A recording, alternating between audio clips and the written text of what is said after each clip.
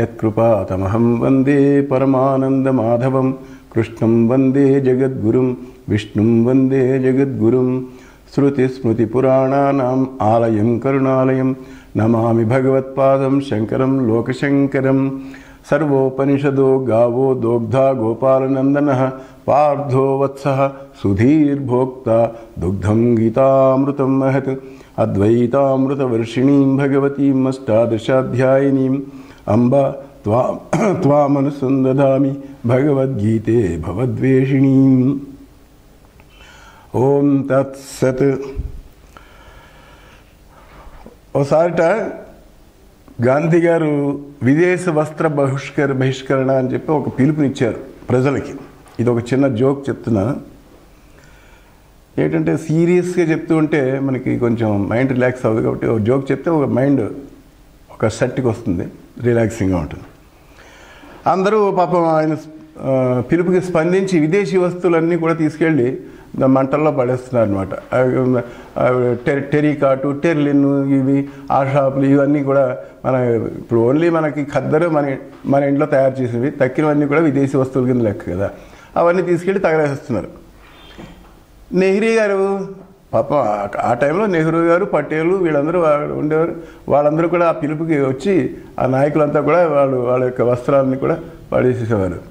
నెహ్రూ గారు మాత్రం తాపిగా పక్కన కార్ దగ్గర నిలబడి ఇలాగ సిగరెట్ పీల్చుకుంటూ కూర్చున్నట్ట.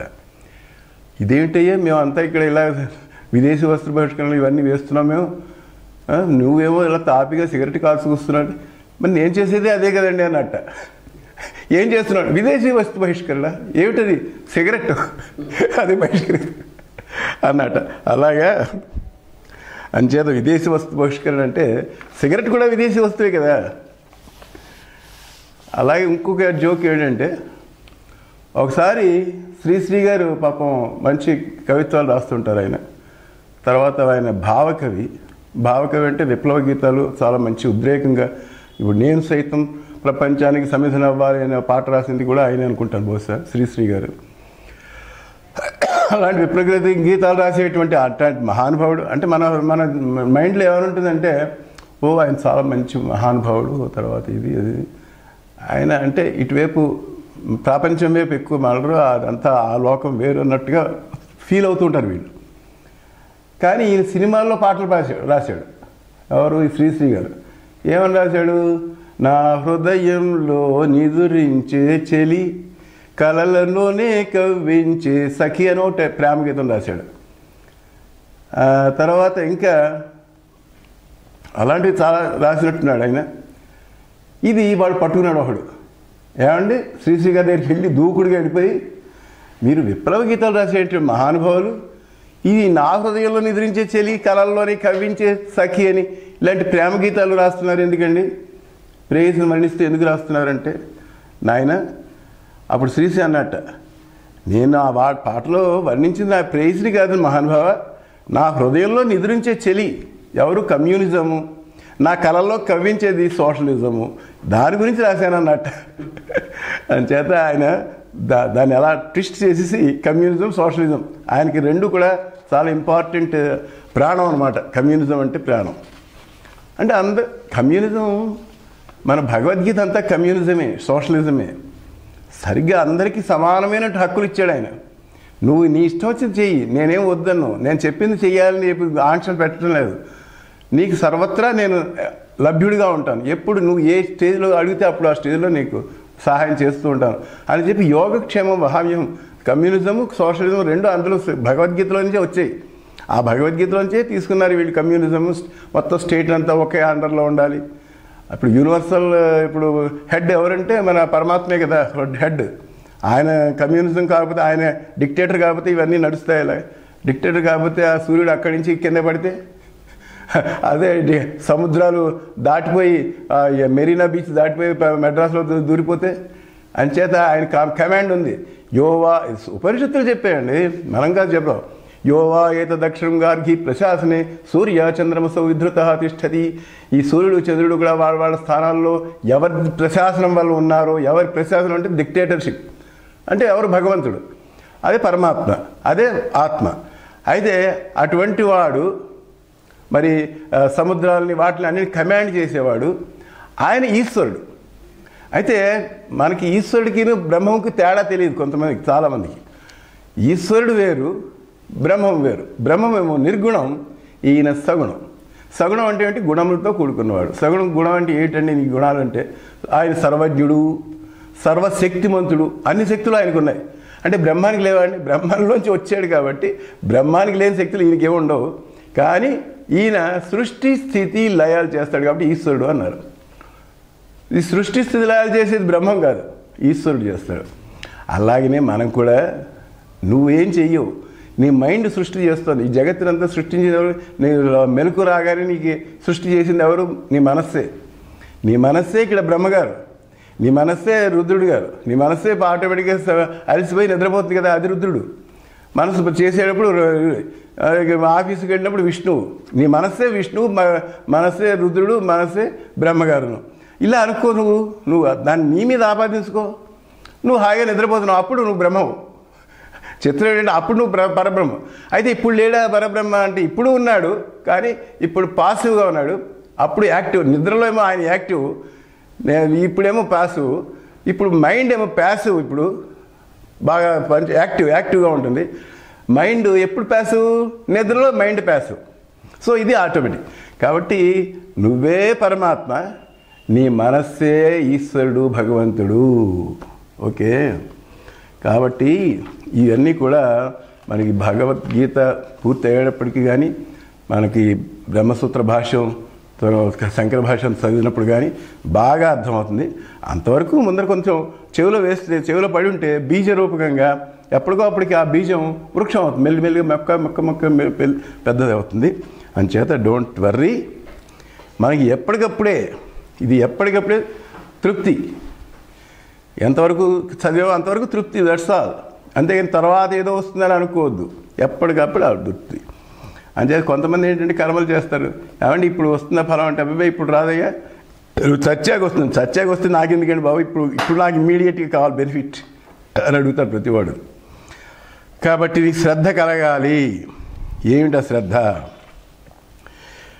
మొట్టమొదటి ఫస్ట్ స్టెప్ ఏంటంటే మయ్యేవ మనాసత్స్వ మయి బుద్ధిని నివేసేవ నివసిష్ఠేసి మయ్యేవ తవోర్ధం నశంసారి 12వ అధ్యాయంలో తీసుకుని చెప్తున్నాను. ఇవి 4 శ్లోకాలనే.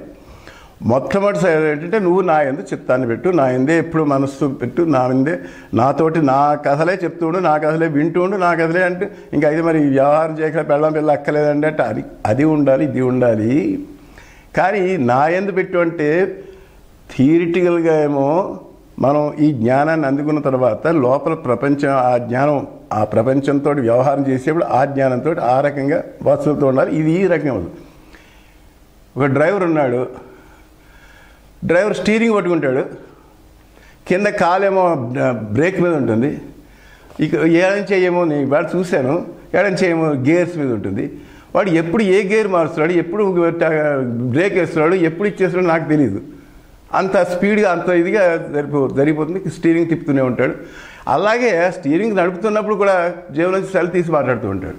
మరి ఇన్ని పనులు ఒకడు ఎలా చేస్తున్నాడు? అట్లాగనే నువ్వు ఇటు జ్ఞానం సంపాదించాలి, అటు యోగం సంపాదించాలి, అటు పిల్లల్ని పాపల్ని పోషిస్తూ ఉండాలి, వాళ్ళకి కావాల్సిన ఇవ్వాలి. ఇవన్నీ కూడా నువ్వే చేయాలి. అంటే అటు వ్యవహారం చేయాలి, ఇటు బ్రహ్మతత్వ చింతన చేయాలి, రెండూ చేయాలి. అంతేగాని ఒకటి మానేసి ఒకటి చేయమని చెప్పి మేము అనం. అది యోగులు అంటారు. యోగులు ఏమంటారంటే అదే ఇవన్నీ వదిలేసేసి పద కొండగుల్లో గడిపోదాం, పద మన ఇద్దరం అక్కడ ముక్కు మూసుని ధ్యానం చేద్దాం అంటారు. అది కాదు, మన భగవద్గీత అది చెప్పలేదు. ఓకే. అథ చిత్తం సమాధాతం నహి శక్నోషి మయి స్థిరం అభ్యాస యోగేన తతో మాం ఇచ్ఛాప్తుం ధనంజయ. నీకు ఇటువంటి నిత్యం నిరంతరం నా మీద మనసు పెట్టేటువంటి యోగ్యత లేదు అని అంటావా? అభ్యాసం చెయ్యి, ప్రాక్టీస్ చెయ్యి. చూడండి ఎంత సులువుగా చెప్పాడు. Practice makes man perfect. ఆయనే చెప్తున్నాడు, అభ్యాస వైరాగ్యాభ్యం తన నిరోధ అని. అభ్యాసం చేస్తే నీకు ఆటోమేటిక్గా నన్ను పొందుతావు. ఏమంటే అభ్యాసం అంటే ఏమిటండి అని మళ్ళీ తర్వాత వస్తుంది. అభ్యాసం అంటే ఏమిటి అంటే మళ్ళీ నా తచ్చింతనం తత్కథనం తన్యోన్యం తత్ప్రబోధనం ఏతదేక పరత్వం చ బ్రహ్మాభ్యాసం విదుర్బుధ అని ఒక శ్లోకం ఉంది, యోగ వాసిష్టం శ్లోకం. అది బ్రహ్మాండంగా, అది ఎంతసేపు దాని ఎందు చింతన, దాని ఎందు మనసు పెట్టడం, దాని ఎందు ఒకరికొకరు చెప్పుకోవడం. మళ్ళీ ఇక్కడ పాయింట్ ఏంటంటే మనం వ్యవహారంలో ఉన్నాం కాబట్టి ఒకరికొకరు చెప్పుకుంటూ ఉంటే అది దాని ఎందు దృఢపడుతుంది మనస్సు. అందుచేత అలా చెప్పుకోవడం అది అభ్యాసం అన్నాడు. దీన్ని మనం ముక్కు మూసిని ప్రాణాయామం చేసినా అదే అభ్యాసమే, సమాధి యోగాభ్యాసం. కాబట్టి అది పతంజలిది, అది కూడా చెయ్యొచ్చు. అది కూడా ఒక నీకు ఏకాగ్రత కల్పిస్తుంది కాబట్టి ఉపాసన చేయి, యోగాభ్యాసం చేయి. ఏమంటే దానికి కూడా నేను నోచుకోలేదండి, దానికి కూడా ఫిట్ కాను నేను అని అంటావా? అభ్యాసేపి అసమర్థోసి మత్కర్మ పరమోభవ. ఇక దానికి కూడా ఫిట్ కాలేదనుకో, నువ్వు ఏం చేస్తావంటే రోజుకి 1 గంట సేపు పూజ చెయ్యి, పంచాయతీలను పెట్టుకో, దానిలో శివలింగాన్ని పెట్టుకో, శివలింగానికి అభిషేకం చేయి 1 గంట సేపు. ఇవన్నీ 1 గంటలో అయిపోయేలాగా తర్వాత ఆఫీస్కి వెళ్ళిపో, మళ్ళీ సాయంత్రం వచ్చి 1 గంట చెయ్యి. ఇది అభ్యాసేపి అసమర్థ మత్కర్మ పరమోభవ. నా గురించి నీకు కర్మలు చెయ్యి, ఈ కర్మయోగం నా గురించి చెయ్యి. మదర్థమపి కర్మాణి కుర్వన్ సిద్ధిమవాప్స్యసి. అంటే నా గురించి కనుక నువ్వు చేస్తే, అంటే చిత్తశుద్ధి కోసం చేస్తున్నాను అని సంకల్పం చేసి చేయాలి. బ్రహ్మకర్మ సమారభే అంటాడు.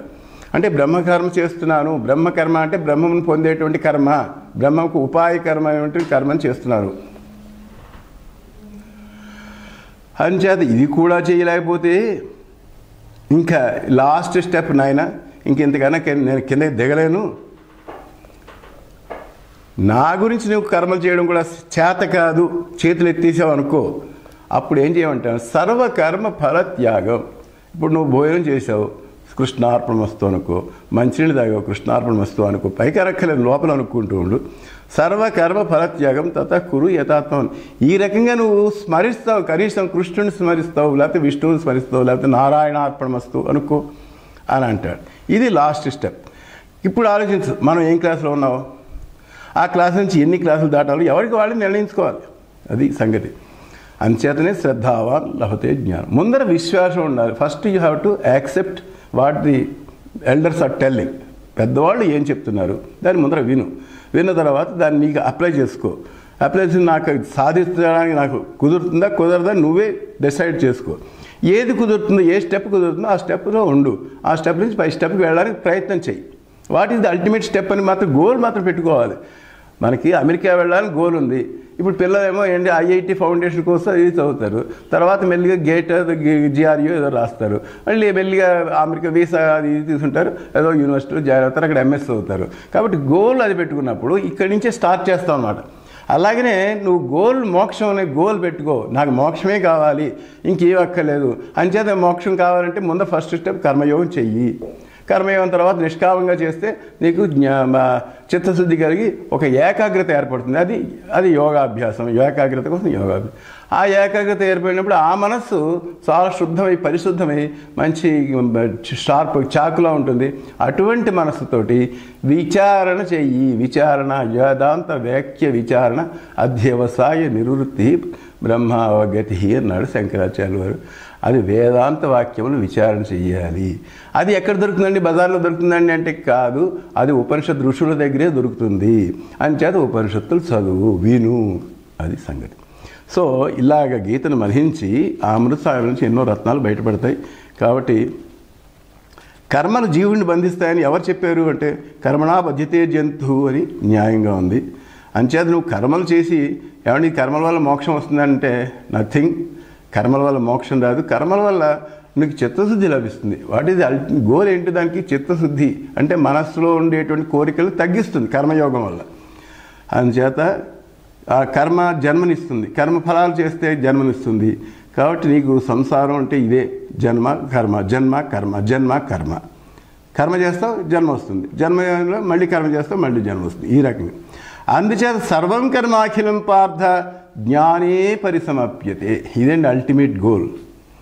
ఈ కర్మలన్నీ కూడా సర్వం కర్మ అఖిలం పార్థ, అన్ని కర్మలు కూడా లౌకికము వైదికము నువ్వు చేసేటువంటి పుణ్య ధర్మాలు అన్నీ కూడా జ్ఞానే పరిసమాప్యతే. అల్టిమేట్గా జ్ఞానంలో చేరిపోతాయి. అంటే జ్ఞానం పొందితే ఇంక ఇవన్నీ కూడా కనిపించవు పైకి. ఇప్పుడు నదులన్నీ ఉన్నాయండి, నదులు సముద్రంలోకి వెళ్ళిపోతే ఇంక నదీ రూపంగా కనిపించదుగా అది. అట్లాగే ఈ కర్మలు కూడా. అంచేత ఫుల్ స్టాప్. ఎప్పుడు నీకు జ్ఞానం పొందితే జ్ఞానే పరిసమాప్తి, జ్ఞానం వస్తే ఫుల్ స్టాప్. అగ్ని దూది కొండను కాల్చినట్లు ఇవన్నీ కర్మలన్నీ కూడా దూది కొండలు లాంటివి.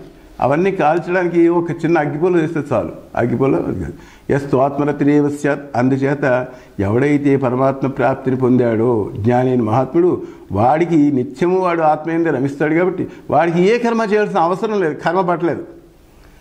అదేంటంటే ఆయన ఏం కర్మ చేయడండి, సంధ్యాదనం చేయడాన్ని చేస్తే వాడు మళ్ళీ దేహాభిమానం కలిగిన వాడు అవుతాడు.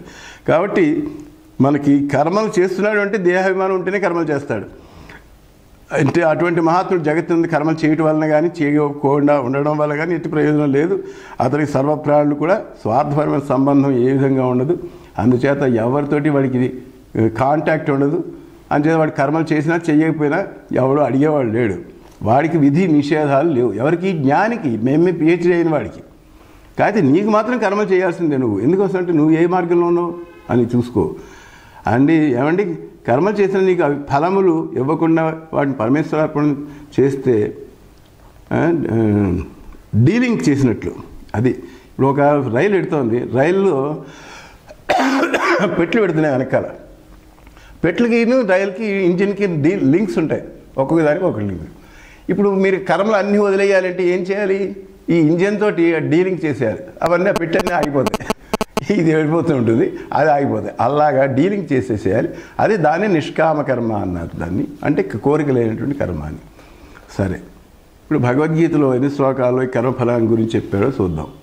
నహి కశ్చిత్ క్షణమపి జాతి తిష్టతి అకర్మకృతు కార్యతే అవశ్యం కర్మ సర్వాహి ప్రకృతే గుణహి. అయితే జనరల్గా ఏంటంటే అందరూ కూడా కర్మలు చేస్తారు.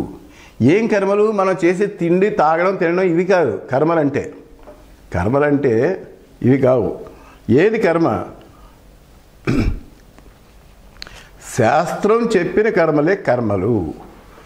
శాస్త్రం ఏం చెప్పింది అంటే సంధ్యావందనం చేయమని చెప్పింది, విష్ణు సహస్రనామం చదవమని చెప్పింది, లేదా పుణ్యకర్మలు సత్కర్మలు చేయమంది, వేదోక్తమైన కర్మలే చేయమంది. ఆ వేదోక్తమైన కర్మలు చేస్తేనే నీకు పుణ్యం కానీ పాపం కానీ ధర్మాధర్మాలు అంటారు దాన్ని, అవి కలుగుతాయి. ఆ ధర్మాధర్మాల వల్ల ఏమవుతుంది? నీకు ఉత్తమమైనటువంటి జన్మక లభిస్తుంది. ఆ ఉత్తమమైన జన్మ ఏమిటయ్యా అంటే మనుష్య జన్మ అన్నింటికన్నా అత్యుత్తమమైన జన్మ. జంతువునాం నరజన్మ దుర్లభం అత పుంస్తం. అందులో నరజన్మ దుర్లభం ఒకటి, మగవాడే పుట్టడం కూడా చాలా గొప్ప స్టేట్మెంట్. నరజన్మ దుర్లభం అత పుంస్తం తతో విప్రత. అందులో కూడా సౌమ్యంగా సాత్వ గుణంతో ఉండడం ఇంకా అరుదు. అందులో కూడా వాడు మేధావి అయి ఉండడం, మంచి లాజికల్ మైండ్ ఉన్నవాడు ఇంకా గొప్ప. అందులో కూడా మళ్ళీ ఆత్మానాత్మ వివేచన చేసేవాడు ఇంకా గొప్ప. అందులో కూడా అనుభవంలోకి తెచ్చుకునేవాడు ఇంకా గొప్ప. ఆ రకంగా బ్రహ్మాత్మనా సంస్థితి, నువ్వు బ్రహ్మమే అయిపోయి బ్రహ్మాత్మక స్థితిలో ఉన్నవాడికి ఏషా బ్రాహ్మీ స్థితి అని దాన్ని బట్టి ఆ బ్రాహ్మీ స్థితిలో ఉన్నవాడి అలా అవడం అనేది చాలా జన్మల సుకృత ఫలం ఉంటే కానీ లభించదు అని భగవద్గీత చెప్తోంది. కాబట్టి యజ్ఞార్థాత్ కర్మణో అన్యత్ర లోకోయం కర్మబంధన తదర్థం కర్మ కౌంతేయ ముక్త సంఘ సమాచర. సంఘం లేకుండా ఎన్నిసార్లు భగవద్గీతలో సంఘం లేకుండా, ఫలాసక్తి లేకుండా కర్మలు చెయ్యి అని ఊరికే పోరుతూ ఉంటాడు మన చెవులో. ఎందుకు పోరుతున్నాడయ్యా అంటే నువ్వు ఎప్పుడు కూడా ఏదో ఒక ఆశతోటి కర్మలు చేస్తూ ఉంటావు.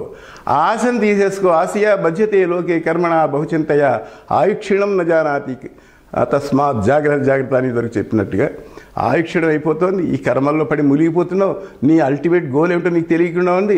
అందుచేత నువ్వు ముందర గోల్ తెలుసుకున్న తర్వాత ఏం చేయాలో దాన్ని మీన్స్ ఆలోచించవయ్యా. అసలు మనం ఎక్కడికి వెళ్ళాలి? బొంబాయి వెళ్ళాలంటే ఏ రైలు ఎక్కాలో తెలుసుకోవాలి కదా. ఆ తెలుసుకున్న తర్వాత భయ పూనా పెడుతుంది కదా, అది పూనాలో దిగిపోకూడదు. మళ్ళీ పూనా నుంచి మళ్ళీ బాంబాయికి వీటికి వెళ్ళాలి. ఆ రకంగా నా కర్మణాం అనారంభాత్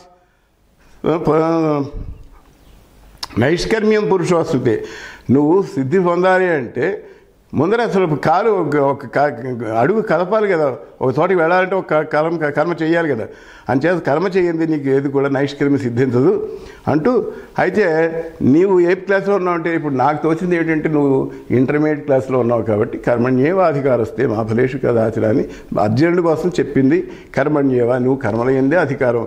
అంచేత నువ్వు సంఘం లేకుండా మాతే సంఘో స్వకర్మణి. ఈ సంఘం అని ఇన్నిసార్లు చెప్తారు. ఏమిటండి సంఘం అంటే? టచ్, దాని మీద ఆశ లేకుండా, టచ్ లేకుండా ఇది ఉండాలి.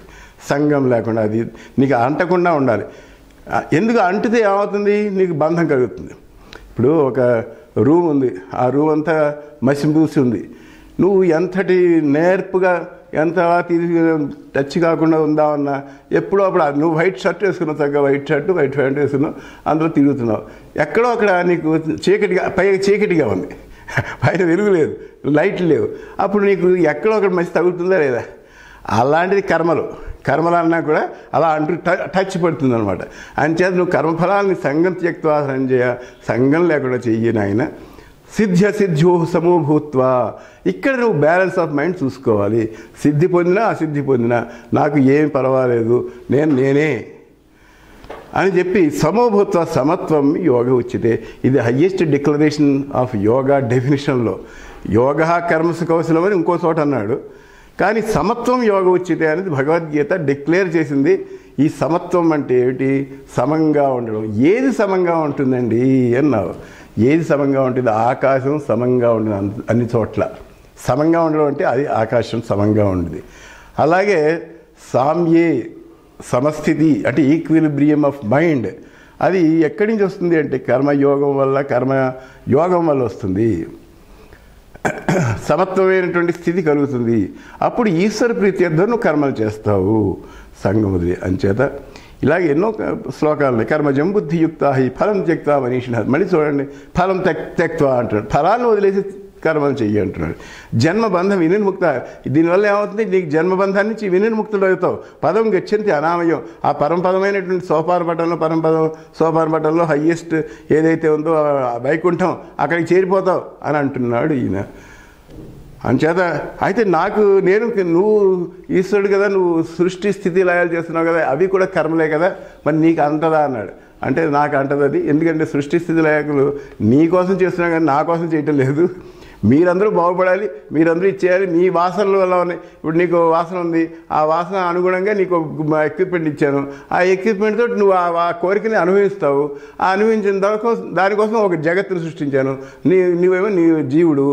ఈ రెండింటినీ కలిపి నేను నా కంట్రోల్లో ఉంటుంది. ఈశ్వర సర్వభూతానం హృదయసి అర్జున దృష్టి భ్రామేణ సర్వభూతాన్ని యంత్రారూఢాని మాయ. ఈశ్వరుడు నా కంట్రోల్లో మీ ఇద్దరిని పెట్టుకున్నాను. మీకు ఏ ఫలాలు ఇవ్వాలో ఆ టైంకి ఆ ఫలాలను ఇస్తూ ఉంటాను. కానీ నన్ను ఎందుకు టచ్ చేయమంటే నాకు వాటిలో ఎందుకు స్పృహ లేదు, నాకు వాటితో టచ్ లేదు. ఎందుకు టచ్ లేదంటే నాకు దాని మీద ఆశ లేదు. ఆశయా బధ్యతే లోకే, ఆశ వల్లనే బద్ధం. కాబట్టి ఇది మా యోగజానాత్, ఎవడైతే నన్ను ఇలా తెలుసుకుంటాడో వాడు కూడా కర్మలు చేసినా కూడా చెయ్యనట్టే. అది చిత్రం ఏంటంటే నేను ఆ కర్మలు చేసినా కూడా చెయ్యనట్టే. ఇప్పుడు అన్నం తిన్నా కూడా తిన్ననట్టే, మంచిగా తాగినా కూడా తాగినట్లే అని వ్యాసుల వారు ఎలా అనుకున్నారో అలాగా మనం కూడా అవన్నీ ఎవరు చేస్తున్నారు అంటే ఉపాధులు చేస్తున్నారని నేను అనుకుంటున్నాను. అలాగే ఇది సన్యాసం కర్మయోగశ్చ నిశ్రేయసకరావభవ. అంచేత సన్యాసము కర్మయోగం రెండూ కూడా నీకు నిశ్రేయసాన్ని అంటే మోక్షాన్ని ప్రసాదిస్తాయి. అయితే తరువస్తు కర్మ సన్యాసాత్ కర్మయోగో విశిష్యతే. అంటే కర్మ సన్యాసం ఇప్పుడు ముందర వెంటనే చేసేకు కర్మయోగం చెయ్యి. కర్మయోగం చేసిన తర్వాత కర్మలు వదిలిపెట్టు. ముందరేమో నిష్కామంగా కర్మలు చెయ్యి, తర్వాత ఆ నిష్కామంగా కర్మలు కూడా ఎందుకు ఇంకా చేయడం అని చెప్పేసి మానేసి ఇంకా వేరే క్లాసులో ఉంది కదా ఆ క్లాస్ పుస్తకాలు చదవాలి. నువ్వు BA పాస్ అయిపోయావు, పాస్ అయిన తర్వాత MA క్లాస్ పుస్తకాలు చదవాలి. మళ్ళీ MA క్లాస్లోకి వచ్చిన తర్వాత ఏమంటే నేను ఈ BA క్లాస్ పుస్తకాలు చదువుతానంటే అలా ఫూల్ వాడు. అలాగే నేను మళ్ళీ కర్మలు చేస్తానంటే వాడు ఫూల్. కర్మ సన్యాసం చేసిన తర్వాత మళ్ళీ కర్మలు చేయడానికి అవసరం లేదు. అందుచేత నువ్వేం చేస్తావంటే బ్రహ్మణి ఆదాయ కర్మాణి సంగం త్యక్త్వా కరోతి లిప్యతేన సపాపేన పద్మపత్రమివాంబస. అంచేత కర్మలన్నింటినీ కూడా భగవద్ అర్పణం చేసి ఆసక్తి రహితంగా కర్మలను ఆచరిస్తే వాని తామరాకు మీద నీటి బిందువులాగా పాపాలన్నీ కూడా అంటవు. ఇదండి అసలు కర్మ యొక్క సిద్ధాంతం. అసలు కర్మలు అంటే రెండు రకాలు మనకు తెలుసుకోవాలి మీరు. కర్మలు అంటే శాస్త్రం విధించిన కర్మలు ఒకటి, తర్వాత సహజ కర్మలు ఒకటి. సహజ కర్మలు అంటే మనం తినడం, తాగడం, ఉద్యోగం చేయడం, పిల్లల్ని కానడం, ఇవన్నీ కూడా సహజ కర్మలు ఇవి. కానీ శాస్త్రం విధించిన కర్మలు ఏంటంటే నువ్వు బ్రాహ్మణుడు, నువ్వు సంధ్యావనం చెయ్యి, ఈ స్వర్గగామం ఏదైతే యజ్ఞం చెయ్యి, యాగం చెయ్యి, ఇలాంటి కర్మలు ఇవన్నీ కూడా నిత్య నైమిత్తిక కర్మలు అంటారు వీటిని. అవన్నీ కూడా చేసుకోవచ్చు. అంచేత ఈశ్వర ప్రీత్యర్థం ఇవన్నీ చేస్తే నీకు ఏమవుతుంది? చిత్తశుద్ధి కలుగుతుంది. దాంట్లో ఇది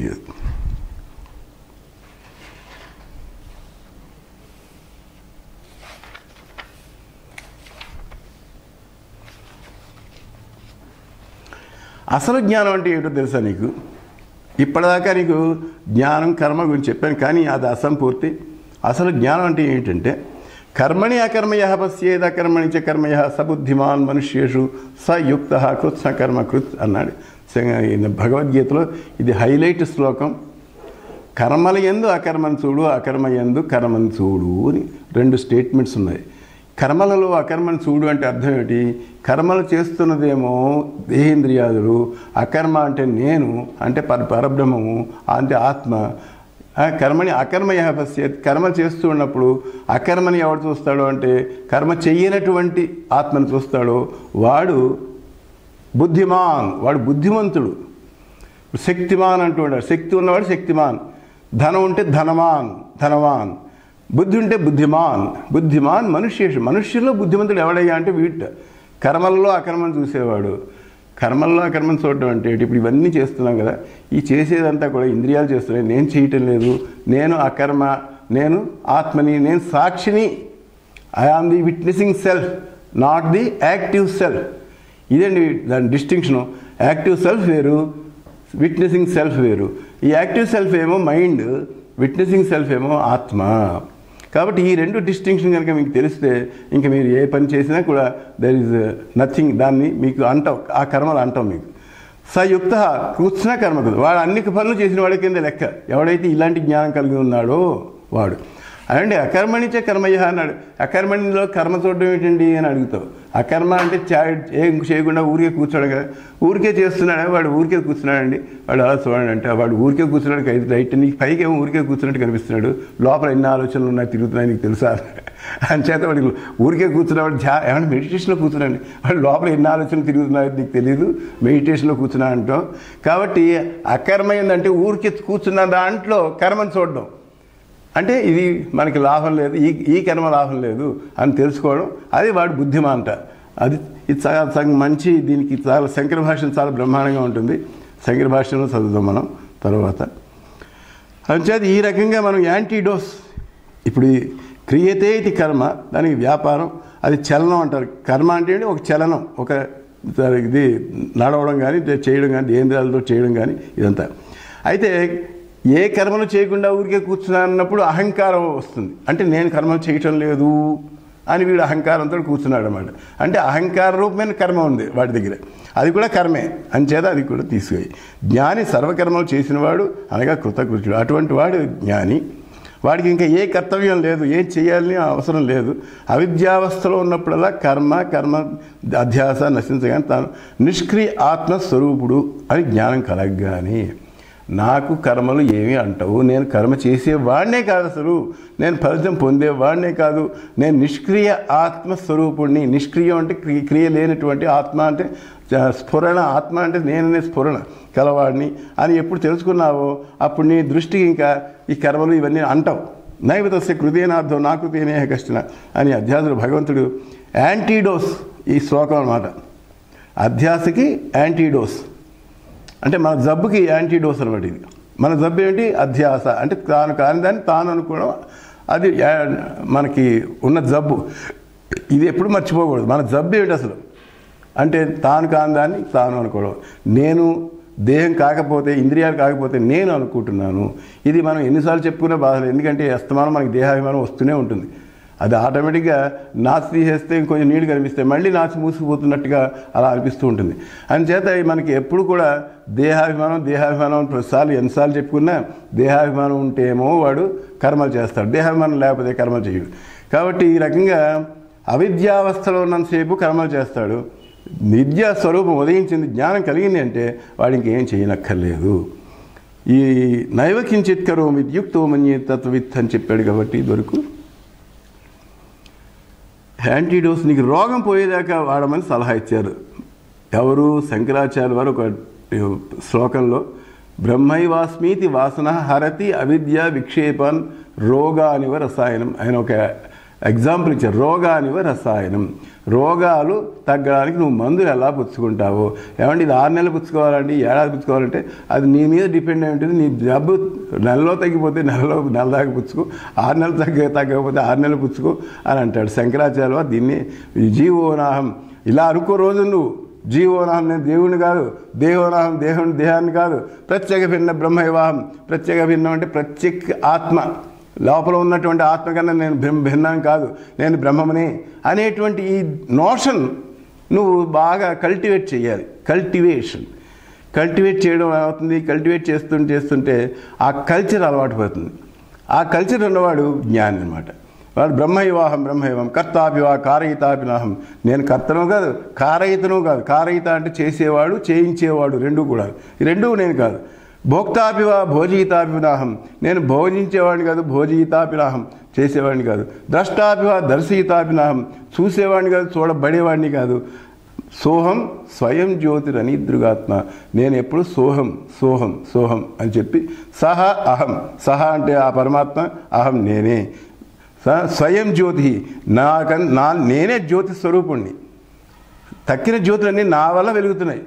జ్యోతిషాంపిత జ్యోతి తమసహ పరమచితి అని భగవద్గీతలో వస్తుంది. తర్వాత 13వ అధ్యాయంలో జ్యోతిష్యులు అంటే ఏంటి? మనకి ఇప్పుడు అగ్ని, సూర్యుడు, తర్వాత మూడోది చంద్రుడు, ఇవన్నీ కూడా జ్యోతిష్యులు అని అంటున్నాం. జ్యోతిషులు అంటే వెలుగునిచ్చేది. అయితే ఈ జ్యోతిష్యులకి వెలుగునిచ్చింది ఎవరు అంటే నేనేమిటండి? స్ఫురణ. ఏమి స్ఫురణ అండి? నేను అహమస్మి, నేనున్నాను స్ఫురణ. ఆ స్ఫురణలో ఈ సూర్యుడు కనిపిస్తున్నాడు, ఆ స్ఫురణలో ఈ చంద్రుడు కనిపిస్తున్నాడు, ఆ స్ఫురణలో ఈ అగ్ని కనిపిస్తుంది.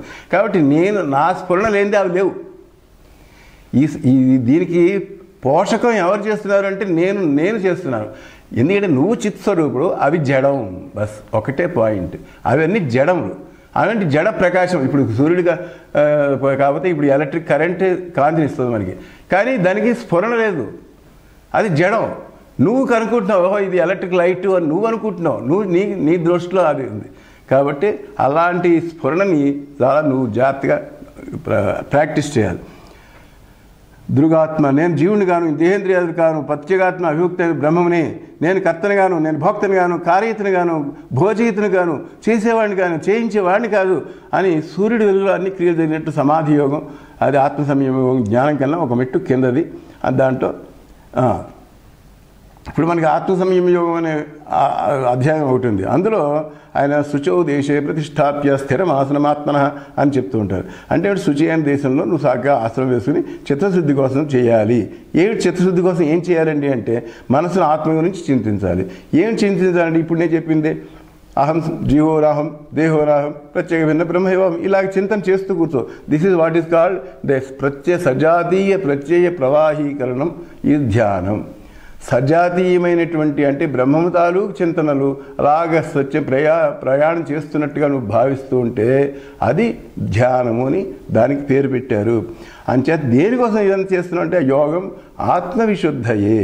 నీకు చిత్తంలో ఉన్న మైలంతా పోయి నేను దేహమును అనేటువంటి ఆ నోషన్ చెరిపేయడానికి అహం దేహోనాహం జీవోనాహం ప్రత్యేక భిన్న బ్రహ్మవివాహం అని ఈ నోషన్ని టేప్ రికార్డర్లో కొత్త చేయాలంటే తుడి చేసి ఎలా పెడతావో అలా చెయ్యాలి. ఇది చాలాసార్లు చెప్పినట్టే. యోగా చిత్తవృత్తి నిరోధ పతంజలి చెప్పిందే ఈయన కూడా చెప్పారు. అయితే చిత్తవృత్తులు నిరోధించడం దేంతో we have to take first what is the goal. ఆ గోల్ని పట్టుకుంటే తక్కినవన్నీ వదిలేస్తాం. ఇప్పుడు బెజవాడ వెళ్ళాలంటే బస్సు ఎక్కుతాం. బస్సు గోల్ ఏంటి? బస్సుకి గోలు బెజవాడ. అంచేత నువ్వు తక్కినవన్నీ వదిలేయాలి అని చెప్పి నువ్వు వేరే చేయక్కర్లేదు. నువ్వు బెజవాడ వైపు పెడుతుంటే తక్కినవన్నీ ఆటోమేటిక్గా వదిలేస్తుంటావు. ఒక పెట్టెకి ఏదో ఒక దెబ్బకి 2 పెట్టెలు రాలుతాయన్నట్టుగా ఇప్పుడు నువ్వు అలా పెడుతూ ఉంటే బస్సు మనస్సు అనుకోండి. ఈ మనస్సు విజయవాడ బ్రహ్మం చేరుకుంటుంటే ప్రపంచ వృత్తులన్నీ కూడా వదిలేస్తూనే ఉంటాయి. వదిలేసిన తర్వాతనే ఇలా పెడుతుంది కదా. కాబట్టి you need not do anything రెండు పనులు లేవు. ఒకటి వైరాగ్యం, రెండోది అభ్యాసం. ఇట్లా ఏం లేదు. అభ్యాసం చేస్తుంటే వైరాగ్యం ఆటోమేటిక్గా వస్తుంది అని చెప్పి అయితే ఈయన కూడా అభ్యాస వైరాగ్యాభ్యాంతం నిరోధ అని చెప్పి శంకరాచార్య కృష్ణుడు ఏం చెప్పాడో పతంజలి మహర్షి కూడా అదే చెప్పాడు. పాపం చాలా బాగా చెప్పారు. ఆత్మసత్య అది మన గౌడపాదాచార్యుల వారు భీష్మ పితామహుడు. దేంట్లోనూ వేదాంతంలో భీష్మ పితామహుడు గౌడపాదుడు. ఆయన ఏం చెప్పాడు? ఆత్మసత్య అనుబోధేన అని ఆత్మేందు మనస్సు నుంచి అని ఒకటంటే ఆత్మయే సత్యము, నిత్యము, ఇంకేది సత్యం కాదు అనేటువంటి నీకు బోధ కలిగితే అప్పుడు ఇవన్నీ ఆటోమేటిక్గా వెళ్ళిపోతాయట. అది ఆత్మసత్యం అనేటువంటి బోధన నీవు కంటిన్యూస్గా ప్రవాహంగా చేస్తూ ఉంటే ఇవి తక్కిన వెళ్ళిపోతుంటాయి. ఈ ఆత్మ సంయమ యోగం అని పేరు పెట్టారు దీన్ని. అంచేత మనస్సు ఏమో ఆత్మేందు లయం కావాలి. అదే రమణ మహర్షి గారు మనస్సు సోర్స్ ఏది, ఎక్కడి నుంచి వచ్చింది, అది లయం, అక్కడ చెయ్యి, లయం చెయ్యి అని చెప్పాడు. ఇలా చెప్తూ ఉంటే ఎన్నో ఉన్నాయి భగవద్గీతలో రకరకాల శ్లోకాలు. ఆ శ్లోకాలన్నింటినీ కూడా ఒక్కొక్క మూసలో పెట్టి ఒక్కొక్క టాపిక్గా అలా చెప్పి చేద్దాం. తర్వాత సో యోగంలో ముఖ్యంగా ఏంటంటే యోగాభ్యాసం గురించి చెప్తూ విడిగిన 6 వృక్షోర్ మునేర్ యోగం కర్మ కారణముచ్యతే. కొంచెం 6 వృక్షో మునేర్ యోగం కర్మ కారణముచ్యతే. ఎవడైతే అంటే యోగం అంటే ఇక్కడ యోగారూఢుడు అవడం అంటే జ్ఞానం పొందడానికి మొట్టమొదటి వీడు ఏం చేయాలి, కర్మ కారణముచ్యతే, కర్మను మొదలు పెట్టాలి. ఏం కర్మ అండి అంటే నిష్కామ కర్మ. అది బాగానే ఉందండి. నిష్కామ కర్మ అంటే కామం లేనటువంటి, కోరికలు లేని కర్మ చెయ్యాలి అన్నారు, కోరికలు వదిలేయాలి అన్నారు. అవునా? యదా హి నేంద్రియార్థేషు న కర్మసు అనుషజ్యతే సర్వసంకల్ప సన్యాసి యోగారూఢస్తదోచ్యతే. ఇది నేను 6 వృక్షు అంటే ఏంటి, ముందర స్టార్టింగ్లో 6 వృక్షు, స్టార్టింగ్లో యోగారూఢుడికి అవ్వడానికి, నేను యోగారూఢుడు అంటే నిచ్చెన ఎక్కాలి అంటే, పైకి వెళ్ళాలి అంటే ముందర స్టార్టింగ్ కర్మ కారణం వచ్చేది. మొట్టమొదటి ఈ స్టెప్లో మీరు అడుగు పెట్టు. తర్వాత నేను పైకి వెళ్ళిపోయానండి, ఇంక పైకి వెళ్ళిపోయిన టెర్రస్ వచ్చేసింది. టెర్రస్ వచ్చిన తర్వాత శమహ కారణం, ఇంకేం చేయక్కర్లేదు నువ్వు. శమహ అంటే అన్నింటిలోనూ ఉపరతి అనమాట. ఏ కర్మ చేయకుండా ఉండడం ఉపరతి అంటారు. అంచేత జనరల్గా అందరూ ఏమనుకుంటారు, ఇంకా ఏదో చేయాలనుకుంటారు. అదే అక్కడ పాయింట్ అక్కడ అనమాట. ఎప్పుడైతే నువ్వు బ్రహ్మమును చేరుకో అంటే అహం బ్రహ్మాస్మి అనే జ్ఞానం కలిగిందో అప్పుడు నువ్వు ఇంక ఏమీ చేయాల్సిన అవసరం లేదు అని హామీ ఇస్తాడు శంకరాచార్యులు వారు, ఇక్కడ కృష్ణ భగవాన్లు, తర్వాత అక్కడ ఉపనిషత్తులు, ఇవన్నీ కూడా అహం బ్రహ్మాస్మీతి ఏతద్ అవసానాయ సర్వాణి కర్మాణి సర్వ ప్రమాణాన్ని అని చెప్పి డిక్లేర్ చేస్తాడు అక్కడ ఆయన. యదా హి నేంద్రియార్థేషు అంచేత ఇప్పుడు నీకు టెస్ట్ ఏంటనమాట, నీకు సర్వసంకల్పాలు పోయాయా, కోరికలు నశించాయా, అటువంటి వాడు సన్యాసి, అటువంటి వాడు యోగారూఢుడు అని చెప్తారు. యదా హి నేంద్రియార్థేషు ఇంద్రియాలు ఎందు మనసు పోకుండా, కర్మస్సు అనుషజ్యతే కర్మల ఎందు మనసు పోకుండా సర్వసంకల్పాలు నశిస్తే అప్పుడు వాడు సన్యాసి అంటారు వాడిని. తర్వాత యోగారూఢుడు అని కూడా అంటారు. అయితే యోగారూఢుడు అవుతాడు, బాగానే ఉంది. సర్వసంకల్పాలు వదిలేస్తాడు, బాగానే ఉంది. సర్వసంకల్పం వదిలేసిన తర్వాత ఏం చేయాలండి? యోగం ఎంతవరకు చెప్పిందంటే సర్వసంకల్పాలు వదిలేయని చెప్పింది.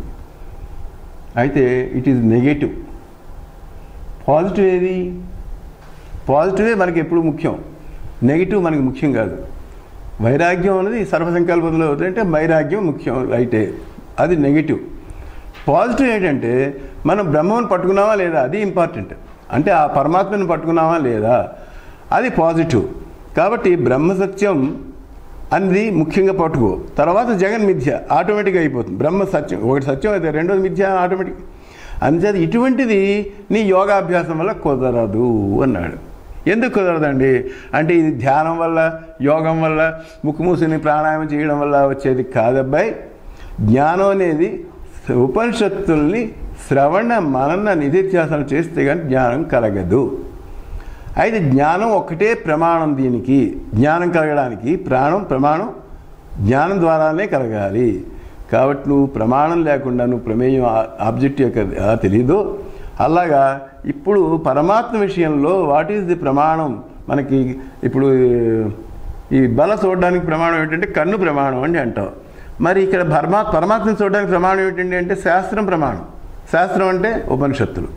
ఆ ఉపనిషత్తుల యొక్క శ్రవణం మననం నిధిధ్యాస దాని నిశ్చయం అది ప్రమాణం మనకి. కాబట్టి అటువంటి ప్రమాణం గురించి యోగాభ్యాసం గురించి ఈయన పతంజలి గారు చెప్పలేదు. ఎందుకు చెప్పలేదు అంటే ఇది ఆ క్లాసులో ఆయన చెప్తాడు. ఎంఏ పిహెచ్డి క్లాసు ఇంకో క్లాస్ ఉంది కదా, ఆ క్లాసులో ఆయన బాదరాయణ ఆచార్యులు వారు చెప్తారులే, నేను ఇంతవరకే చెప్తాను, ఈ స్టూడెంట్స్కి ఇంతవరకే చెప్పాలి అని చెప్పి ఆయన ఇది ఫైనల్ అని యోగాను శాస్త్రం అని చెప్పాడు. కాబట్టి ఏ క్లాస్ వాళ్ళు ఆ క్లాస్ వాళ్ళకి చెప్తారు. మనం ఇప్పుడు ఏ క్లాస్లో ఉండాలి, ఏ క్లాస్కి వెళ్ళాలి, ఏ క్లాస్లోంచి ఏ క్లాస్కి వెళ్ళాలి అని తెలుసుకోవడం ముఖ్యం. అది మీకు తెలియకపోతే పక్కన పెద్దవాళ్ళని అడగండి. ఏమంటే నాకు ఇలా ఉంది, నీ యొక్క మానసిక స్థితిని బట్టి మానసిక వైద్యుడు ఏం చేస్తాడు, ఆ మానసిక వాళ్ళని టెస్ట్ చేస్తాడనమాట. ఏంటి నీకు ఏం కనిపిస్తుంది, ఏం చేస్తున్నావు, అదే ఇవన్నీ ఏవో టెస్టులు చేస్తాడు వాడు మానసిక వైద్యుడిని. అలాగే ఆ గురువు కూడా నిన్ను మానసికంగా టెస్ట్ చేస్తాడు. చేసిన తర్వాత ఓహో నువ్వు ఈ లైన్లో ఉన్నావు కాబట్టి ముందర కొన్నాళ్ళ పాటు ఇది చెయ్యి, జపం చెయ్యి కొన్నాళ్ళు అంటాడు. లేకపోతే ఈ దేవుని ఉపాసన చెయ్యి, లేకపోతే ఇక్కడ ఈ దేవతని పట్టుకో, ఈ దేవతకి నిరంతరం నువ్వు పూజలు చెయ్యి అని అంటూ ఉంటాడు. అయితే ఏమంటే ఇది ఎంత బాగానే ఉంది, మీరు దీన్ని బ్రహ్మను పట్టుకున్నాం. ఏమిటి దానివల్ల అంటే సుఖం ఆత్యంతికం యత్ బుద్ధిగ్రాహ్యమతీంద్రియం వేత్తియత్ర చైవాయం స్థితశ్చలతి తత్వతః.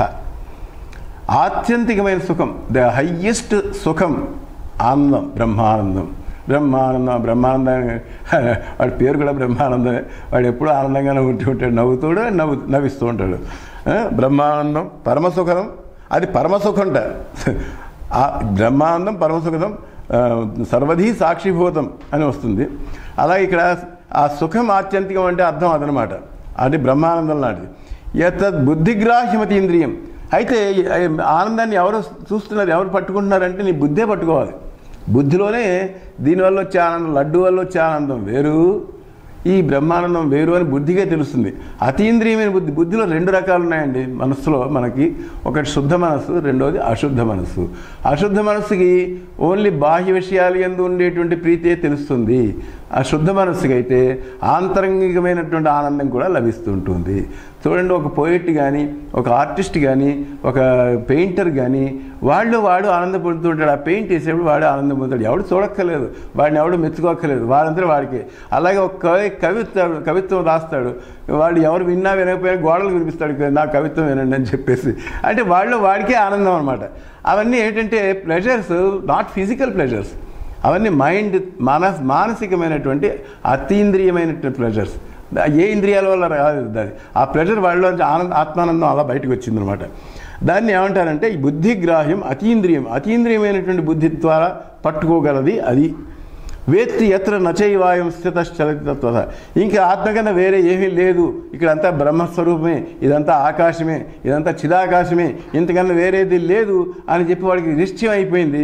అప్పుడు తత్వంలోంచి స్థితశ్చలతి, వాడు జారిపడాడు, తత్వంలో జారుడు. ఇంక ఇంతకన్నా ఏమంటే నీకు ఇంకో బ్రహ్మగారి పోస్ట్ ఇస్తామంటే కూడా నాకు అక్కర్లేదయ్యా, ఈ పోస్ట్ చాలులే నాకు అంటాడు. ఏం లబ్ధ్వాచ అపరం లాభం, ఏది పొందితే ఇంక వేరే లాభాలు ఏమో అక్కర్లేదంటాడు. మంచిదేనా అధికం తత యస్మిన్ స్థితో నదుఃఖేన గురునాపి విచారితే. వాడికి బ్రహ్మాండంగా వచ్చే ఏదో సునామీ వచ్చి మీద పడుతుందన్నా కూడా వాడికి భయపడేటవాడు. తం విద్యా దుఃఖ సంయోగ వియోగం యోగ సంయుతం.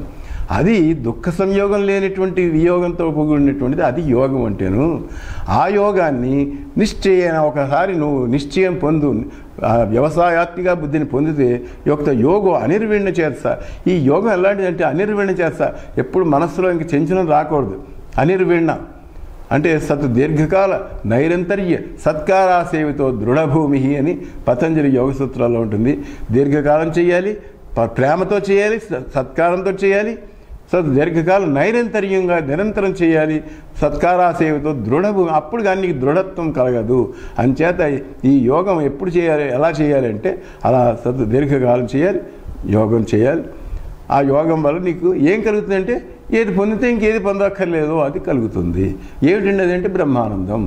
బ్రహ్మానందం పరమసుఖం కేవలం జ్ఞానమూర్తిం ద్వంద్వాతీతం గగనసదృశం తత్వమస్యాది లక్ష్యం ఏకం నిత్యం విమలం అచలం సర్వధీ సాక్షిభూతం భావాతీతం త్రిగుణరహితం సద్గురు తన్నమామి అని ఆ శ్లోకంలో మొత్తం వేదాంతం బ్రహ్మ యొక్క లక్షణాలన్నీ చెప్పుకొచ్చాడు ఆయన, అన్ని లక్షణాలు. సో ఆ రకంగా దీన్నే మనం సమం అంటూ ఉంటాం కదా. ఈ సమం అంటే ఏంటి? నిర్దోషం హి సమం బ్రహ్మ అని భగవద్గీతలో ఒక డిక్లరేషన్ ఉంది. నిర్దోషం హి సమం బ్రహ్మ, దోషములు లేనిది సమంగా ఉన్నది బ్రహ్మము. దోషములు అంటే ఏమిటి? ఈ ప్రపంచం అంతా దోషం, ప్రపంచం లేనిది. సమంగా ఉన్నది అంటే ఏంటి? సర్వత్రా సమంగా వ్యాపించి ఉన్నది సమం. నిర్దోషం హి సమం, దాన్ని ఏమంటాం? బ్రహ్మము అంటాం. సో దాని నేమ్ ఓం ఇత్యేకాక్షరం బ్రహ్మ. ఓం అనేటువంటి దాంతో ఆ బ్రహ్మను వాడుతూ ఉంటాం. ఏదో ఒక బోధ కోసం ఏదో ఒక వర్డ్ సృష్టించాలి కదా. అది ఉపనిషత్ ఋషుడు సృష్టించిన వర్డ్ ఏంటంటే బ్రహ్మము. మనం దేవుడు అని మనం సృష్టించుకున్నాం కదా, మన దేవుడు మనం సృష్టించుకున్నాం. ఆయన వెంకటేశ్వర దేవుడండి, లేకపోతే అయ్యప్ప స్వామి దేవుడండి అంటాం. దేవుడు వేరు, బ్రహ్మం వేరు, అది గుర్తుపెట్టుకోండి. యో మాం పశ్యతి సర్వత్రా సర్వంచ మయి పశ్యతి తస్యాహం న ప్రణశ్యామి సచమే న ప్రణశ్యతి. ఎవడైతే ఇలా నన్ను సమంగా అందరి చోట్ల సమంగా చూస్తాడో వాడికి నేను విడిగా ఉండను. వాడే నేను, నేనే వాడు, వాడే నేనైపోతాను, నేనే వాడైపోతాను.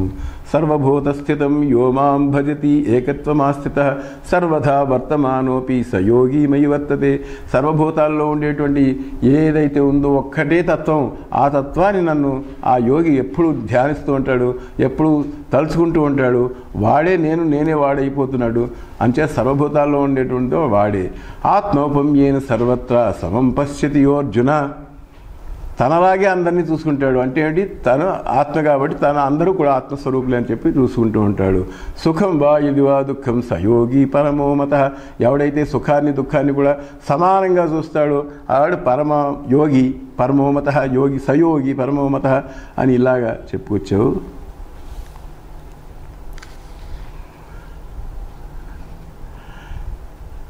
అయ్యా, భగవద్గీతలో మరి భక్తి అంటే ఏదో వర్ణించారు కదా, భక్తులు ఎలా ఉంటారు, భక్తులకి జ్ఞానులకి తేడా ఏంటి కాస్త వివరిస్తారా అని ఒక ఆయన అడిగాడు.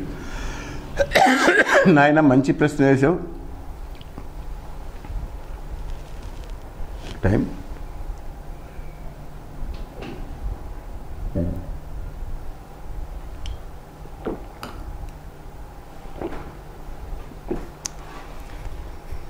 భక్తులు 4 రకాలు.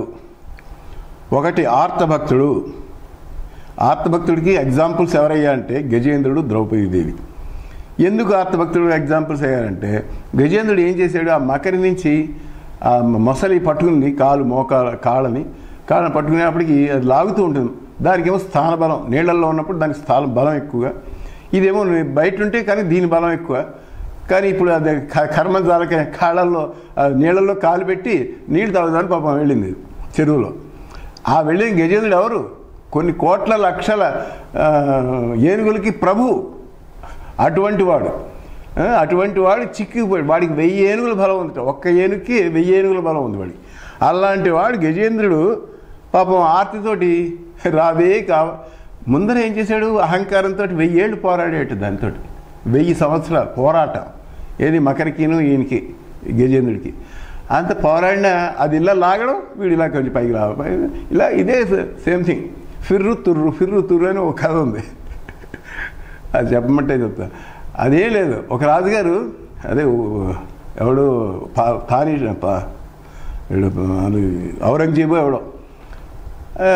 లాంటి వాడు ఎవడో వచ్చి, నాకు కథలు చెప్పాలి, నువ్వు కథలు చెప్పిన తర్వాత నేను పూర్తిగా నాకు అక్కర్లేదు అనేదాకా కథలు చెప్తూ ఉండాలన్నాడు. నువ్వు మరి కథ ఆపేసావు అనుకో, నీ స్థిరం టక్ కోసేస్తానన్నాడు. ఓహో అలాగా అని చెప్పి పాపం అందరూ వచ్చి రాత్రింబోడు కథలు చెప్తున్నాడు. వీడు రాత్రింబోడు అంత శ్రద్ధగా వింటున్నాడు. అది కూడా చిత్రం. వీడు ఏంటంటే వీడు కూడా తపస్సు చేస్తున్నాడు అనమాట. ఆ కథ వింటూ ఉంటాడు. ఇంక తర్వాత ఏమైంది ఇలా అడుగుతూ ఉంటాడు. ఒక కథ తర్వాత ఒక కథ. ఎన్ని కథలు చెప్తారు బాబా వాళ్ళు. వచ్చిన వాళ్ళందరూ కూడా బాబోయ్ చంపేస్తాడని చెప్పేసి ఇంక రావడం మానేశారు ఇంటికి. ఒకడు కనిపెట్టాడు ఇది, ఓహో వీడి సంగతి ఇలా ఉందా అని కనిపెట్టి వాడు వచ్చి ఏం కథ చెప్పమంటారు సార్? ఏదో కథ చెప్పు, కానీ నేను మాత్రం ఎండ్ లేకుండా చెప్పాలి. నువ్వు నా అంతటి నేనే విరమించుకోవాలి, కానీ నువ్వు విరమించడానికి వీలు లేదు. నువ్వు కనుక విరమించినట్టయితే నీ పీక్ తగ్గొస్తానండి. ఓకే నేను ఒప్పుకున్నానండి దానికి. మరి మీ అంతటి మీరే విరమిస్తారంటారు కాబట్టి నేను చెప్తాను కథ అన్నాడు. ఓకే మొదలు పెట్టాను. ఏమి లేదండి, నేను ఒక అడవికి వెళ్ళానండి. అడవిలో పెద్ద చెట్టు ఉందండి, పెద్ద మర్రి చెట్టు. ఆ మర్రి చెట్టు నిండా కాకులేనండి అన్నాడు. అయితే ఏంటిడా అన్నాడు వీడు. ఏం లేదండి కాకి, నా దగ్గర చిన్న పిస్టల్ ఉందనుకోండి, ఆ పిస్టల్తో ఒక కాకిని కొట్టానండి అన్నాడు. కాకిని కొడితే ఏమైంది? అది ఎగిరిపోయిందండి అన్నాడు. అయితే ఏంటి అన్నాడు. ఏం లేదండి, మళ్ళీ ఇంకో కాకిని కొట్టాను. మళ్ళీ ఇంకొక ఫిర్ వాడు ఔరంగజేబు ఫిర్ అంటూ ఉంటాడు. అది తుర్రు మంది అంటాడు వీడు కాకి. ఫిర్ తుర్రు ఇలాగ ఎన్నిసార్లు చెప్తావా? అవునండి, దాని మీద బోర్డు కాకులు ఉన్నాయండి, కొన్ని వేల లక్షల కాకులు ఉన్నాయండి అన్నాడు. ఇలాగ ఫిర్రు నువ్వు ఫిర్రను నేను తుర్రు అంటూ ఉంటారు అన్నాడు. ఫిర్రు తుర్రు అప్పుడు ఔరంగజేబు బాబు నీకు కథ వద్దు, ఏమొద్దు అని చెప్పి బాబు వెనక్కి వెళ్ళిపోయాడు. అలాగా అంతం లేని కథలు చెప్పమంటాడు. మనది జగత్ కూడా అంతం లేని జగత్. ఇది ఫిర్రు తుర్రు లాంటిదే. ఎందుకంటే ఈ జగత్తులో వస్తున్నారు పోతున్నారు జీవులు. దీనికి there is no end for this సంసార చక్రం అన్నారు. అందుకని చక్రం ఎందుకన్నాడు అంటే దానికి ఆది మొదలు ఏది లేదో అది చక్రం. ఇప్పుడు మనం ఫ్యాన్ ఉంది, ఫ్యాన్ 3 ఉన్నాయి వారికి, కానీ ఏది మొదలు ఏది ఆది నువ్వు చెప్పగలవా? నువ్వు ఏది మొదలు ఏది అది తిరిగేప్పుడు చెప్పలేవు నువ్వు. అలాగే ఇది. కాబట్టి అంచేత భక్తిలో అంటే గజేంద్రుడు భక్తుడు. అయితే ఆయన ఏమన్నాడంటే అహంకారం విడిగిపోయింది, ఇంకా చేతులు కాళ్ళు డేరా పడిపోయాయి పాపం ఆయనకి, ఇంకేం చేయలేక అప్పుడు మనకి రమాపతి కనిపించాడు ఈయనకి. అంతవరకు ఆయుర్పతి, హోమియోపతి, అల్లోపతి ఇవన్నీ వాడాడు. ఇప్పుడు రమాపతి వాడుతున్నాడు. హే రమాపతి, హే ఈశ్వర కావవే వరద సంరక్షింపు భద్రాత్మక, అలా వైకుంఠపురంలో ఎక్కడో ఉన్నావు నువ్వు నన్ను వచ్చి కాపాడు అని చెప్పి భక్తాడు. వీడు ఆర్తభక్తుడు, అంటే లోయెస్ట్ స్టేజ్ ఆఫ్ భక్తి, లోయెస్ట్ స్టేజ్ ఆఫ్ భక్తిని ఆర్తభక్తుడు అంటారు. అలాగే ద్రౌపది కూడాను ముందర తానేమో కాపాడుకుందామని చూసింది. వాడు చీరలు ఊడుస్తూ ఉంటాడు, వాడు దుశ్శాసనుడు ఇస్తుంటే ఆపకుండా చూస్తుండే. కృష్ణుడు పాచికలాడుతున్నాడు ఎవరితోటి, రుక్మిణితోటి ఎవరితోటి పాచికలాడుతున్నాడు. ఏమంటే పాపం ద్రౌపది పిలుస్తోందండి అంటే ఇంకా ఏం పిలవటం లేదన్నట్ట. ద్వారకావాస అని పిలుస్తోంది అది ద్రౌపది. ద్వారకావాస అని పిలుస్తోంది. అప్పుడు ఈయన వెళ్ళలేదుట. ఇంకేం చేసిందంటే ఇప్పుడు ఒక చెయ్యి ఇలా పెట్టుకుంది. అది ఏంటంటే దేహాభిమానం. ఒక చెయ్యి ఇలా పెట్టుకుని హే ద్వారకావాస అని అలా రాలేదు. అప్పుడు 2 చేతులు ఇలా పెట్టి ద్వారకావాస అంటే అప్పుడు వచ్చాడు. అంటే ఏంటంటే నీ దేహాభిమానం పోతే కానీ భగవంతుడు రాడు అని చెప్పడం కోసం ఆ కథ వచ్చింది. అర్థమైందా? అంచేత దేహాభిమానం తీసేసుకో అని మనకి చెప్పినటువంటి అది. కాబట్టి వీళ్ళిద్దరు కూడా ఆర్తభక్తులు, అంటే శుభకర్మను ఆచరించి సుఖ సంపదలు కోరేవాళ్ళు అర్ధార్థులు, అంటే కొంచెం ఐహిక ఆముష్మిక అర్థాలను కోరేవాడు అర్ధార్థులు. ఇప్పుడు ధ్రువుడు పాపం చిన్న పిల్లాడు, 5 ఏళ్ల పిల్లగాడు. వాడికి తండ్రి గారేమో తోటల నుంచి కింద నెట్టేస్తుంది ఆ సౌత్ తెల్లవర్తను తోట వచ్చేస్తే అయ్యో నాకు పదం పోయింది, తండ్రి గారు తోట మీద కూర్చోలేకపోయినా అని చెప్పేసి ఆయన వెళ్ళి తపస్సు చేస్తాడు. తపస్సు చేస్తే పాపం నారాయణుడు ప్రత్యక్షం అవుతాడు. నీకు ధ్రువ పదం ఇచ్చాను, అంటే నువ్వు ఎప్పుడు ఎల్లకాలం ఈ సృష్టి ఉన్నంతకాలం నువ్వు ఉంటావు అని చెప్పి ఇచ్చాడు. కానీ ఆయనకి అప్పుడు జ్ఞానం కలిగింది. నారాయణ ప్రత్యక్షం అయితే జ్ఞానం కలగదా? అప్పుడు జ్ఞానం కలిగి నాకు ఏం వద్దనండి. నువ్వు వద్దన్నా కూడా నీలో కోరిక ఉంది మొదట్లో, ఆ కోరిక అనుసరించి వస్తుంది ఫలం. నీ జ్ఞానం కలగచ్చు తర్వాత. ఇప్పుడు ఆ జ్ఞానం కలిగింది. ఇప్పుడు ఆ ప్రారంభం మన కోరికలు ఉన్నాయి కాబట్టి ప్రారంభం వల్ల ఈ శరీరం వచ్చింది. ఈ శరీరం ఉండగానే నీకు జ్ఞానం కలిగింది. ఆయన ఇప్పుడు పొమ్మంటే పోదు, ఈ శరీరం చచ్చినట్టు అది అనుభవించాల్సిందే. అలాగే నువ్వు కల్పాంతం దాకా నువ్వు ఉండాల్సిందే అన్నాడు. అంచేత ఆయన ధ్రువుడు అర్ధార్థి జ్ఞానీచ జిజ్ఞాసు, ఆత్తో జిజ్ఞాసు అర్ధార్థి జ్ఞానీచ భరతర్షభ అనే శ్లోకంలో 4 భక్తులు చెప్పాడు. 4 గ్రేడ్స్. జిజ్ఞాసు ఎవడయ్యా అంటే ఎంఏ క్లాస్లో ఉన్నవాడు. వీడెవడు ఉద్ధవుడు అనేటువంటి ఒక కృష్ణుడి దగ్గర ఎప్పుడు ఉద్ధవుడు అని ఉంటూ ఉంటాడు. వాడేమో తత్వజిజ్ఞాస కలవాడు. ఎప్పుడుసేపు లాస్ట్లో ఉద్ధవుడు కృష్ణుడి నిర్యాణం టైంకి వచ్చినప్పటికీ ఈయన లాస్ట్లో అక్కడికి వెడతాడు. కృష్ణుడి దగ్గరికి స్వామి నాకు ఏమైనా తత్వాన్ని బోధించండి అంటే సరేనైనా నీకు తత్వం కావాలి కదా అని చెప్పి తత్వాన్ని అంతా చెప్పి నువ్వు బ్రహ్మ అదేది అదేంటి అరణ్యానికి బదరికాశ్రమం వెళ్ళి అక్కడ తపస్సు చెయ్యి, ఈ తత్వంతో నువ్వు జ్ఞానం అయిపోతావు అని చెప్పి ఉద్ధవుడికి చెప్పి పంపించేశాడు. ఇది జిజ్ఞాసు. ఇంకా జ్ఞానభక్తుడు ఎవరు అంటే వాడు అనన్య భక్తుడు. అంటే నాకు భగవంతుడికి తేడా లేదు, నేను ఏకభక్తుడిని, మొత్తం పరమాత్మ సర్వత్రా ఉన్నాడు అనేటువంటి నిశ్చలమైన తత్వం గలవాళ్ళు ప్రహ్లాదుడోహుడు, కూచేలుడోహుడు. దీని గురించి ఇదివరకు ఒకసారి చెప్పుకున్నాం మనం ఒక కథలో, భక్తి వర్సెస్ జ్ఞానం అనే కథలో చెప్పుకున్నాం. కాబట్టి ఇలాగ 4 రకాల భక్తులు ఉన్నాయి. కాబట్టి గీత సిద్ధాంత గ్రంథం, భాగవతమేమో దృష్టాంతం. భాగవతంలో ఈ కథలన్నీ ఉన్నాయి. భాగవతం ఏమో ఇల్లస్ట్రేషన్స్, గీత ఏమో సిద్ధాంతం. కాబట్టి గీత ఈ 7వ అధ్యాయంలో చెప్పినట్టు ఈ శ్లోకానికి ఆర్తో జిజ్ఞాస అర్ధార్థి జ్ఞానీచ భరతర్షభ దానికి ఆయన ఎంతగా దృష్టాంతాలను భాగవతంలో చూపించారు. అలాగే యోగవాసిష్టం కూడా వాల్మీకి రచితమైనటువంటిది, అది దృష్టాంత గ్రంథం. అంచేత ప్రహ్లాదుడు దాని గురించి తర్వాత మనం చెప్పుకుందాం. అంభోజసనుడాదిగాగా ఓం. ఓకే. ఓం తత్సత్. ఓం తత్సత్. ఓం తత్సత్. ఓం శాంతి శాంతి శాంతి.